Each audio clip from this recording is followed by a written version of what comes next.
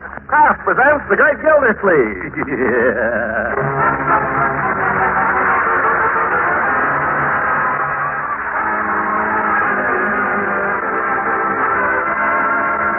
The Kraft Cheese Company, makers of parquet margarine and a complete line of famous quality food products, presents Harold Peary as The Great Gildersleeve. Kraft brings you The Great Gildersleeve each week at this time, written by John Wheaton and Sam Moore, with music by Claude Sweeten.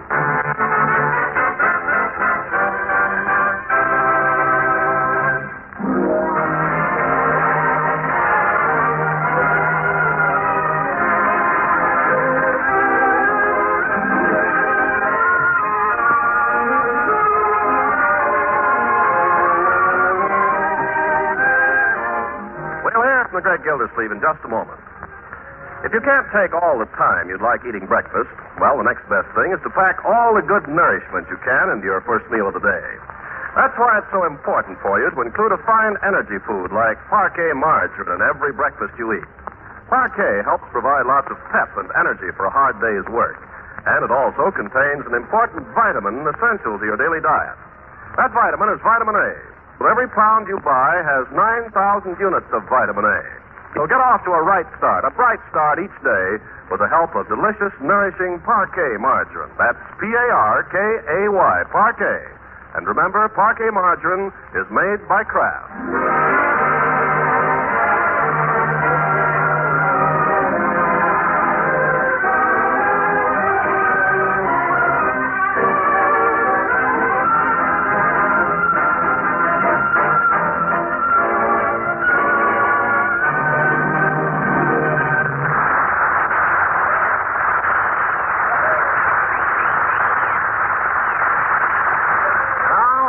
With the Great Gildersleeve. Well, his old opponent, the mayor of Summerfield, has begun warming up his campaign for re-election, and his first political move was to oust our friend from his position as water commissioner.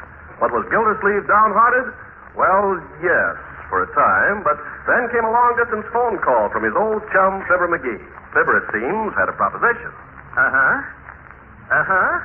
Oh, sounds very interesting, Fibber. Well, I'll be hearing from you then, huh? Much obliged, McGee. So long. What is it, Unc? McGee and I are going to make $1 million. Unky, darling, you're not joking. Of course I'm not joking. $1 million is nothing to joke about. $1 million. $1 million? That's more than I'm making a year. Yeah. Keep this to yourself, Bertie, and all of you. Mum's the word on this, so we're ready to announce it. Yes, sir. How are you going to knock off it, Unc? We're not going to knock it off, Leroy. We're going into business, McGee and I. Well, what kind of business, Uncle Mort? Manufacturing. An invention of McGee's. Mr. McGee, an inventor? Oh, yes, McGee's a great tinkerer. And a smart little apple, too. He always was, and I always said so. What's he invented? Well, he couldn't tell me over the telephone. The patent is pending. But he's written me a letter all about it. He says it can't miss. Just think, $1 million. Why, with $1 million... Hey, Unc! Yeah? Will you buy me a bike now, will you, Unc? How will you? No, Leroy, I will not. I've told you time and again, bicycles cost money. Well, why not? After all, why not? Sure. I had a bicycle when I was your age. Oh, gee, Unc, you're super. Oh, Leroy, you don't have to strangle me. Gee, thanks, Unc, thanks. Now. I want you to understand, my boy, if I buy you this bicycle... I'll take super care of it. And not leave it around where it'll get stolen. I promise. You'll have to study your music every day as soon as you get home from school. Oh, I will, yes, sir. That's right. Isn't so kind of like music now? Oh, well, I'm glad to hear it. Marjorie, you've been very quiet, my dear. What do you think of your old uncle after all these years suddenly striking it rich? I was just thinking. Thinking about what? Do you think pink is too young for me? Pink? Pink what? For a dress. I was designing one in my mind, and I thought of pink net. But then I decided maybe it'd be too young. What do you think, Bertie? Oh, I like pink. Pink's mighty pretty. Funny. Last year I couldn't stand pink. Now all of a sudden I like it again. At least I think I do. I read somewhere that pink is coming back. Where's it been? I think Marge looks better in yellow. Yellow? Yeah, you know that yellow suit of yours? I like that. Oh, but that's 2 years old. I don't care. I like it. You look pretty in that. Why, Leroy, I didn't think you ever even noticed. Nobody's better looking than you when you wear that suit. Leroy, well, that's very sweet of you. All right, George, that's the way I like to hear you talk. Why can't you always be like that, you two, instead of picking fights with one another? Who picks fights? I never pick a fight. When Marge makes some cracknut, a crack. Well, you usually do. I don't. But you want those dollars. Now, children. Getting back to the dress. Why don't you go down to Hogan Brothers, my dear, and see what they've got? School will be starting next week. You probably need some clothes. Oh, but what I had in mind wasn't exactly a school dress. It was more of a formal. Oh, well, pick up a few school dresses, too, while you're there. Oh, Auntie. Well, I never got such attention when I was poor. All they love me for is my money. Bertie, you haven't made any requests yet. Isn't there anything you need? Well, yes, it is one thing. I don't like to mention it, but... Name it, Bertie, and it's yours. Hang the expense. Well, sir, if you could fix the cord on that electric iron, you're going to fix the last 2 months. Oh, yes, If you could fix it so it don't spark at me every time I go to touch it. Yes, I'll do better than that, Bertie. I'll get you a new iron. Well, it don't need a new iron, Mr. Gildersleeve. It's just a cord. Now, if you could fix that so Forget the iron, Bertie. I'll tell you what I'll do. I'll get you a new washing machine. The doggonedest washing machine you ever saw. With shock absorbers and a built-in radio. Well, that's fine, Mr. Gildersleeve. What am I going to iron with? There's going to be a lot of changes around here, folks. You know, Marjorie, you were saying the other day we ought to fix this place up a little. Well, I may do that. Yep, may do it. Might even sell this house and buy a newer one, a bigger one. Oh, Auntie darling. Yeah? Well, while we're on the subject, I seem to have spent all my allowance. Yeah?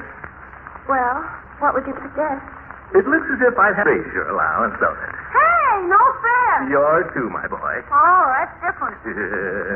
By George, everybody's after my money, and I haven't even made it yet. But I will. You watch. Is Mr. McGee... He will get his fair share, and not a cent more. Who's going to be boss? Well, I'll be president, naturally. Who else? You don't think a little squirt like McGee could... Be just like him to try, though. Be just like McGee to... Well, by George, we'll settle that right at the start. McGee isn't going to pull anything like that on me. I'll see my lawyer. I'll go see him the first thing in the morning.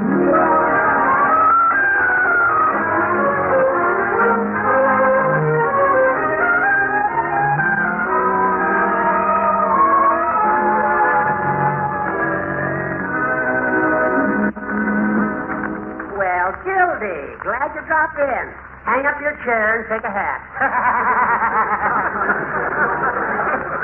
No small talk, Judge. I'm in a hurry. I tried to line up a job for you this morning. I'm not interested. I spoke to Frank Babcock. I don't need you speaking to Frank Babcock or anybody else. I'm known in this town. All right, Gildy, all right. Sit down, won't you? I haven't got time to sit down. Do you know how to draw up a partnership contract? Sure I do. Any dumb lawyer can do that. Then I came to the right place. Let's get started. Just wait till I get the form. Who are you going in partners with, Gildy? Oh, a friend of mine from Whistle Vista, Fibber McGee. Oh, yeah. I want you to draw up a partnership contract for me and McGee. Then I've got to find an office right away. All right. What line of business is it going to be? I don't know yet. Not exactly. I'm expecting a letter this afternoon that'll give all the details. All right. I'll leave that blank. How much money are you going to put into it? None of your business. I'm only asking as your lawyer. It's customary for each partner to put in so much money. I don't even know how much McGee's putting in yet. Leave that blank. All right. Name of the firm, McGee and Gildersleeve or Gildersleeve and McGee? I like the second one better. But it's not perfect. Leave that blank. Judge. Yeah? McGee's a pretty nice little fellow, you understand. Yeah? Clever inventor and all that, and I've known him a good long time. One of my best friends. Yeah? Just the same, I wouldn't want him to have too much to say about the business. Can you fix that? I don't know, Gildy. A partnership is an equal proposition. I know, Horace, I know. But can't you slip in some little clause so that if it comes to a showdown, I'm the boss? No, Gildy, it can't be done. Some lawyer. All you know how to do is fill out forms. Well, what do you expect? You don't even know what business you're in. Listen, Judge, McGee has an invention. Now, what kind of an invention does a smart inventor make today? Sure enough, I know. Bang, bang, bang, Judge. Oh. You think you might get some government contracts, Gildy? Do I? That's why I need an office. You want a suite of offices? Possibly. Might need a whole building. Well, I don't know of any whole buildings that are available right now. Might have to build, then. On this kind of thing, there wouldn't be any trouble with priorities, you understand? Naturally. See, there's a string of little stores down there next to the... Wait a minute, Horace. Gives me an idea. Huh? Why not the Gildersleeve block? I'll occupy one building and we'll rent out the rest. Make a lot of money that way. Golly, I'll see if I can get you an option on that property this morning. Do that, Judge. Say, I just thought of a name for the firm. Throckmorton P. Gildersleeve and Associates. Great. All right, Horace, I'll be in touch with you.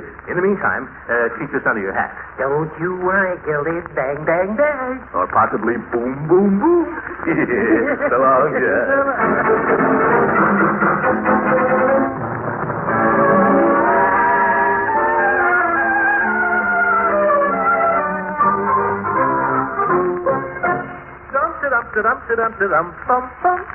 Uh-oh, that may be the postman, Bertie. Postman don't ring, Miss Gildersleeve, but I'll go see. Maybe it's a registered letter. After all, it's important. Good afternoon, Bertie. Afternoon, Miss Ransom. Leela, she's heard I'm rich. Come in, Miss Ransom. You'll find Miss Gildersleeve in the car. Thank you. Well, good afternoon, Throckmorton. Hello, Leela. I'm not a millionaire yet, you understand. I don't know what you're talking about. Oh, you must have heard. One of the children must have told you. Tell me what? Now, don't let this get around, Leela. But I expect to be a big manufacturer pretty soon. My little chum, Fibber McGee, has made an important invention. My, how exciting. What is it? Well, I can't tell you. It's kind of a military secret. But it's going to be very big. Oh, you'll be an important man now, won't you? I guess so. Yes, I presume so. I suppose you forget all about the little girl that lives next door. I don't know.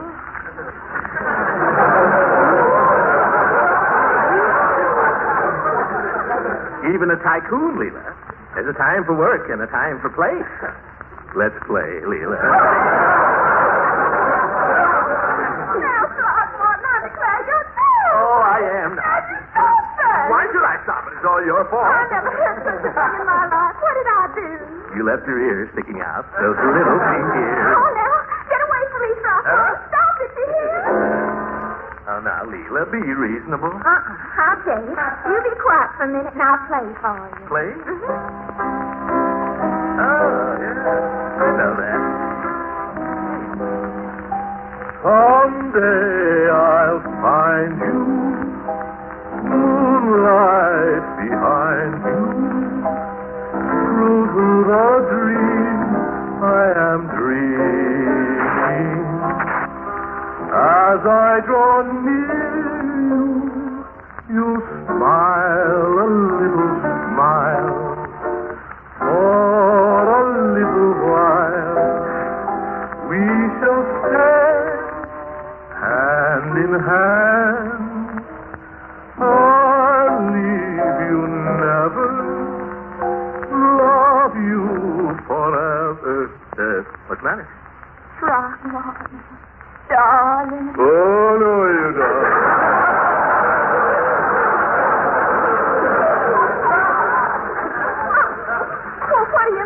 You know what I mean. I have no idea what you're talking about. Well, none of that love stuff.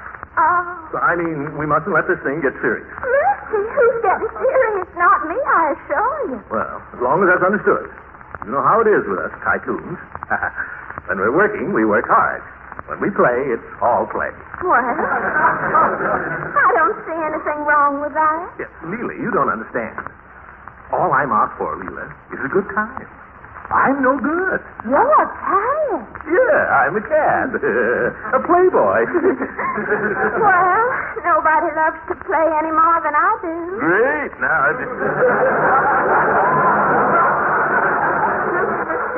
Here's the mail. Mail? Yes, sir. The postman left it at the back door. Oh, thank you, Bertie. Yes, sir. It's a letter from McGee. Oh. All about the invention.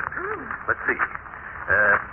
Dear Throcky, I sure was glad to hear you say you'd go partners with me on my invention. I believe you'll make a barrel of money out of it, and I'm glad you're in on the ground floor. The invention does not use any scarce materials. It can be made of plastics, which is very important. Also, there's a good chance the government will be interested. After all, the Army and Navy need mouse traps just as much as...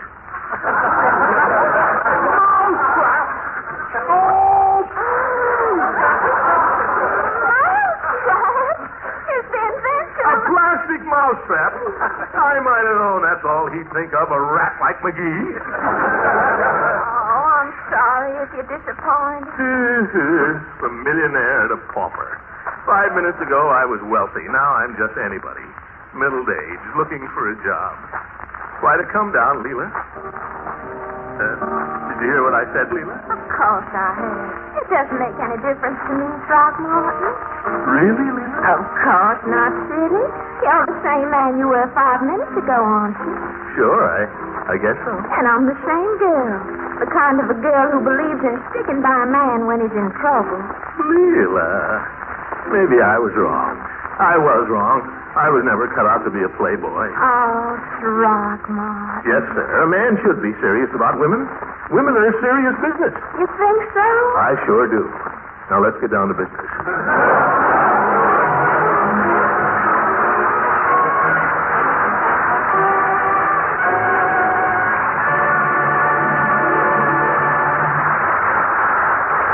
Gildersleeve will be with us again in just a few seconds. These days, we're all apt to have our ups and downs trying to balance the family food budget. So it's wise to choose foods high in nutritional value, yet low in cash and ration point cost. Surely one such food is economical parquet margarine, the delicious, nourishing spread for bread that's made by Kraft. High in food energy value, fortified by Kraft so that every pound contains 9,000 units of important vitamin A, parquet margarine is a downright economical aid to good family nutrition. Think of it.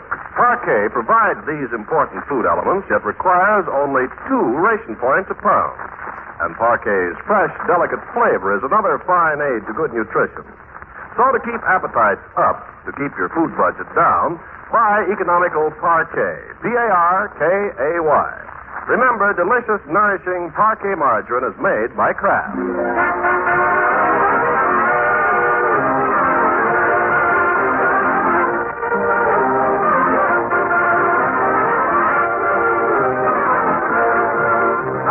Back to poor old Gildersleeve, with the props knocked out from under him by McGee's letter, and his castle of dreams tumbled about his ears, he faces at last life's stern reality. In desperation, he swallowed his pride and decided to follow up a lead on a job that Judge Hooker gave him. So we find him now entering Frank Babcock's hardware store. Well, madam, what can I do for you?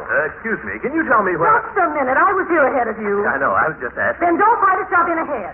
I wasn't trying to buy anything, lady. I was merely asking the man where I can find the proprietor, Mr. Babcock. Frank?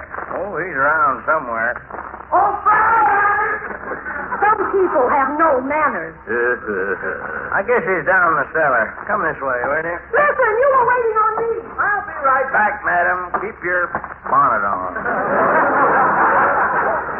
Yeah, the old grouse. Oh, we get plenty of them. Hey, Frank! Frank, you down there? Yeah. Man up here, see you. Oh, what is it now? I'll be up. He'll be up. He'll be up, thanks. I'll wait. Not much of a place he's got here. Have to be a lot of changes. It's like a junk shop. Oh, Mr. Babcock? Yes. My name is Gildersleeve, Throckmorton P. Gildersleeve. How much are these dishcloths, please? Those, lady, those are 25 cents. 25 cents for a dishcloth? Of all the nerve. Well, there's a war on, lady. That's the price. What can I do for you, bud? My name is Gildersleeve. I was told... Frank. Yeah? What's the price on these here nails? They're not marked. Oh, make it 10 cents. Now, something you wanted? Well, God, I came over here because Judge Hooker told me that you were Oh, you're the fella. Well, as I told the judge, I did have an opening. Can't get hardware now with the war, so I'm trying to build up the feed and fertilizer in. Fertilizer? Yes. I needed a salesman with a car to go... Salesman? Yes, but I hired a fella yesterday. Of course, maybe he won't work out. You might come back in a week. Yeah, and I might not. Good day, Mr. Babcock. Why don't you clean up your store?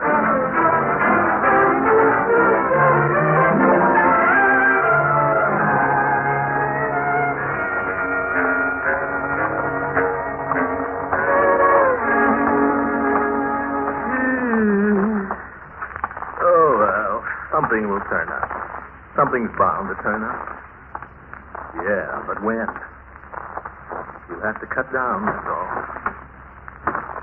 I'll have to tell the kids. And Bertie. Uncle Mort, is that you?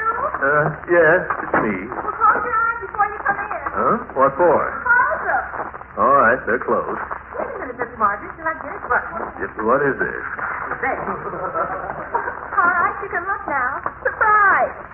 Well, my goodness, that's quite a dress. Well, don't you like it? Don't you think it's pretty? Oh, of course. You don't think it's too long, do you, Bertie? Yes, he is just right. I like it better than the other one. Other one? Well, of course, that's just for sportswear, really. If I can find a coat to go with it, I think it'll be very smart, though. Marjorie. Of course, this is the one I love. Marjorie, there's something I have to tell you. You too, Bertie. Yes, sir. And Leroy, where's he? Oh, he's around somewhere. Leroy! Leroy!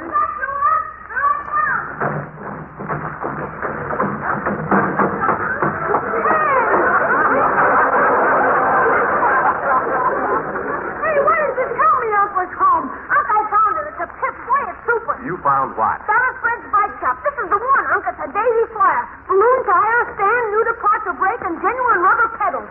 Boy, you can see it. You want to come down with me now and see it? How about it? Fred said he'd hold it for me. A bell, too. It's got a bell. Yep. Leroy, will you light for a minute? I want to talk to you. Okay, shoot. But after we'll go down and see it, huh? I'm afraid not, my boy. Huh? I hate to disappoint you, Leroy. You too, my dear, but the fact is, I guess I was a little over-enthusiastic about Mr. McGee's invention. You mean we're not going to make $1 million? I'm afraid not, my boy. Well, don't you care, Uncle Mort. We don't need $1 million. Yeah, what's the difference? So long as we're rich. But we're not going to be rich. Oh, actually, we're not rich. Who is? You know, the good thing about this bicycle, it's got to stand like a motorcycle. Leroy, I don't think you understand, my boy. This means no bicycle. No bicycle? I'm afraid not. We're going to have to cut down all around. Now, I'm giving up cigars. Mr. Gildersleeve? Yes, Bertie. I suppose this means I ain't never going to get that iron cord fixed. Bertie, I'll fix that iron cord this very evening, if not tomorrow morning. Now, my dear, that's a very pretty dress, and I'll send it back, Uncle Mort. I'll send both of them back. Well, now, I don't need any dresses. I've got plenty of dresses. I just bought them, that's all. I could choke that McGee. I'll wrap that up for you, Miss Marjorie. It's all right, Bert. I can do it. So right about the bike. I don't need a bike. I can walk to school. Well, it's very manly of you, my boy. I'm not like some kids, scared to walk to school. I like to walk, doggone it. Need any help there, boy? Oh, I can't stand it. I think I'll go for a little walk. Be right back, folks. Where are you going, huh? Oh, just down the corner for a cigar. I thought you were giving up cigars. Well, a very cheap cigar.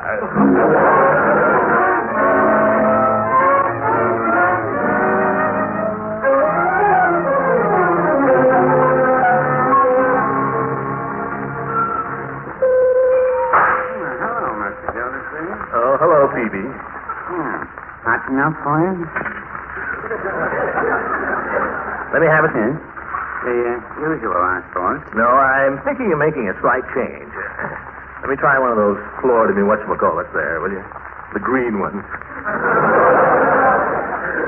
I hear they're very good. Well, they're cheaper. I'll try one. You're the customer. Thanks. Thanks.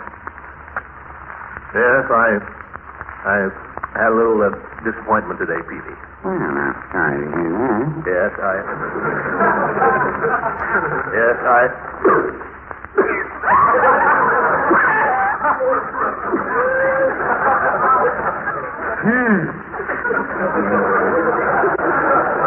You say you had a disappointment, Mr. Gildersleeve? Yeah, and the cigar is another one. But I suppose I'll have to get used to them. Peavy, did you ever have a fellow you considered a friend? Did you ever have him call you up and tell you had a great invention that was going to make you a pot full of money? And then when the letter came, it turned out to be nothing at all? No, Mr. Gildersleeve, I can't say that I have. Well, that's what happened to me. Would it be out of place to ask who was the friend? It was no friend, Peavy. It was Fibber McGee. Oh, Mr. McGee. Well, he seemed a very pleasant sort the only time he came in here. Those are the ones you can't trust, Peavy. The pleasant ones, the smiling ones. Why, McGee told me this invention would make us both $1 million. And what did it turn out to be? A mousetrap. A plastic mousetrap. The most useless thing in the world. Well, I shouldn't say that.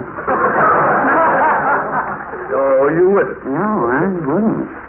You may not be aware of it, Mr. Gildersleeve, but this country has quite a mouse problem today.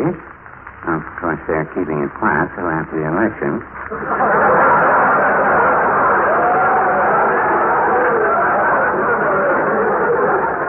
But really, it's more serious than people know. Peavy, you're kidding. No, I'm not. I have a mouse problem right here in the shop. Why don't you keep a cat? I used to keep a cat, but I had to let him go. He kept rubbing up against the electric eye there at the door and ringing the gong. Darn thing drove me crazy. I wish I had him back, though. I'd stuff cotton in my ears. Yeah, that's all right. Well, then why don't you get some traps? That's it, Mr. Gildersleeve. There are no traps. No traps? There's no metal to mix them with. By George, I never thought of that. And no rat poison. The Army's using all the chemicals. Peavy, you know what this means? It means the mice will be all over the place. No, Peavy, it means the biggest potential market for mousetraps ever conceived in the history of mankind. Well, you know the old saying, build a better mousetrap. That's what we'll call it, Peavy. The Better Mousetrap Company, Throckmorton P. Gildersleeve, President. Why, we'll build them by the billions. We'll have a factory in every key city in the United States. We'll have a backlog of 1 million orders. Peavy, do you realize what this will do for humanity? Do you know there are mice right this minute carrying diseases nobody ever heard of? We'll wipe out whole plagues, McGee and I. And what's more, we'll make $1 million. Give me another cigar, Peavy, and take this one out and bury it. You want a better cigar, I think. They're the best you've got. Give me 6. Oh, that's McGee. I always said he was a smart cookie. Leela. Hello, Throckmorton, Mr. Peavy. By George, Leela, you came at the right time. Sit down and have a soda. Heck, have a banana split. Have one yourself, Peavy. Oh, no. Thank you. Not for me, Mr. Throckmorton, thank you, my figure. But I would have a lemonade. A lemonade for the lady, Peavy, with 2 straws. Why, Throckmorton, I don't know whatever's come over you. You better look out for me, Leela. I'm a cad again.